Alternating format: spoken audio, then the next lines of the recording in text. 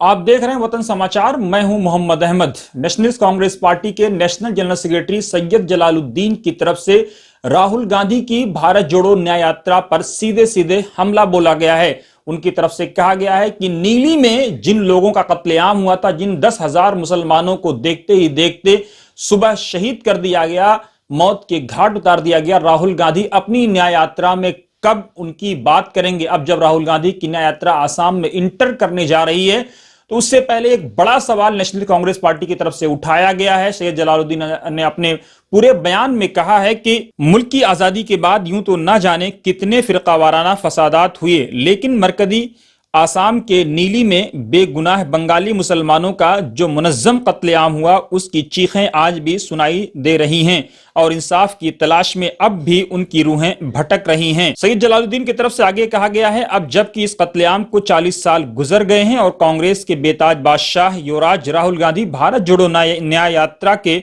साथ आसाम पहुंच रहे हैं, तो हमारा उनसे मुतालबा है कि वो नीली के मुसलमानों को भी इंसाफ दिलाने का काम करें।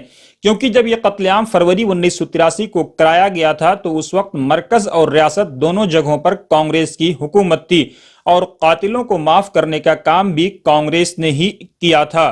सैयद जलालुद्दीन ने अपने बयान में आगे कहा है कि नीली कत्लेआम पर सब रंग की रिपोर्ट को पढ़ें, किस तरह से 10,000 से ज्यादा बंगाली मुसलमानों को 18 फरवरी 1983 को सुबह में मौत के घाट उतार दिया गया। उस वक्त मरकज और रियासत दोनों जगहों पर कांग्रेस की सरकार थी।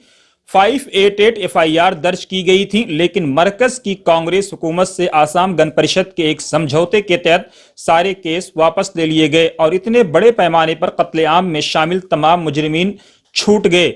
ये दहली फसादात के एक साल पहले का वाकया है।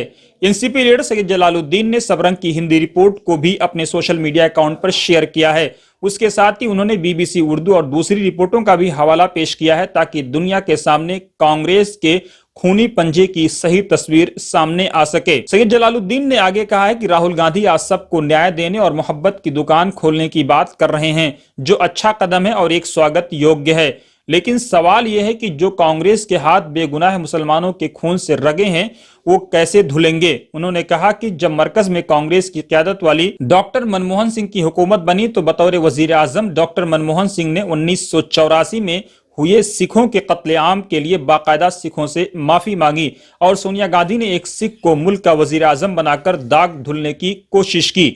लेकिन क्या मुसलमानों को इंसाफ मिल सका? क्या मुसलमानों से आज तक कांग्रेस ने माफी मांगी? मेरठ, मलियाना, हाशिमपुरा न जाने कितने फसादात हुए, लेकिन आज तक कांग्रेस ने क्या किया? कांग्रेस के दौर में ही मुसलमानों की हालत दलितों से बदतर हुई। ये हम नहीं सच्चर कमेटी की रिपोर्ट कह रही है, जिसकी तश्कील खुद कांग्रेस ने की थी। सैयद जलालुद्दीन ने अपने इंटरव्यू में आगे कहा है कि अलीगढ़ मुस्लिम यूनिवर्सिटी और जामिया मिलिया इस्लामिया को अगर आज तक अक़लियती किरदार का पूरी तरह से दर्जा न मिल सका, तो उसके लिए भी कांग्रेस जिम्मेदार है। बाबरी मस्जिद का ताला खुलवाने और वहां शिलान्यास कराने का काम भी कांग्रेस ने ही किया था। अभी बीजेपी के लीडर विनय कटियार ने अपने एक टीवी शो में इसका इंकशाफ किया है कि 6 दिसंबर 1992 में जब बाबरी मस्जिद को शहीद किया गया, तो मरकज की कांग्रेस हुकूमत के वजीर आजम नरसिम्हा राव ने कारसेवकों की मदद की थी।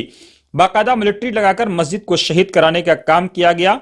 एनसीपी लीडर सैयद जलालुद्दीन ने कहा है कि क्या राहुल गांधी वाकई मुसलमानों में भी न्याय जगाने की कोशिश कर रहे हैं और उन्हें न्याय दिला पाएंगे। उन्होंने कहा कि हमारा मुतालबा है कि राहुल गांधी और कांग्रेस पार्टी पहले अपने तमाम गुनाहों के लिए मुल्क के मुसलमानों से माफी मांगे, उसके बाद मोहब्बत की दुकान और इंसाफ दिलाने की बात करे। अब राहुल गांधी की इस न्याय यात्रा से पहले एनसीपी की तरफ से एक बड़ा बयान दिया गया है, लेकिन इस पर कांग्रेस पार्टी का रिएक्शन क्या होता है, कांग्रेस पार्टी का रद्द अमल क्या होता है, ये आने वाला समय बताएगा। लेकिन न्याय यात्रा पर यह एक बड़ा सवाल खड़ा हुआ है, जिसका जवाब बहरहाल कांग्रेस पार्टी को और खुद राहुल गांधी जो न्याय देने की बात करते हैं, खुले दिल से संवाद की बात करते हैं, सबको साथ लेकर के चलने की बात करते हैं, इसका जवाब उन्हें भी जरूर देना चाहिए, क्योंकि एक बड़ा सवाल है।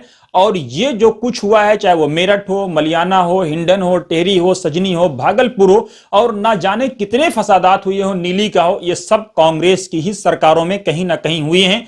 डायरेक्टली इनडायरेक्टली इसके लिए कांग्रेस पार्टी को दोषी भी ठहराया जाता रहा है। अब समय आ गया है कि राहुल गांधी खुले दिल से इस पर बात करें और अपना मौकिफ रखें ताकि लोगों को सच्चाई समझ में आ सके। आप देख रहे थे वतन समाचार।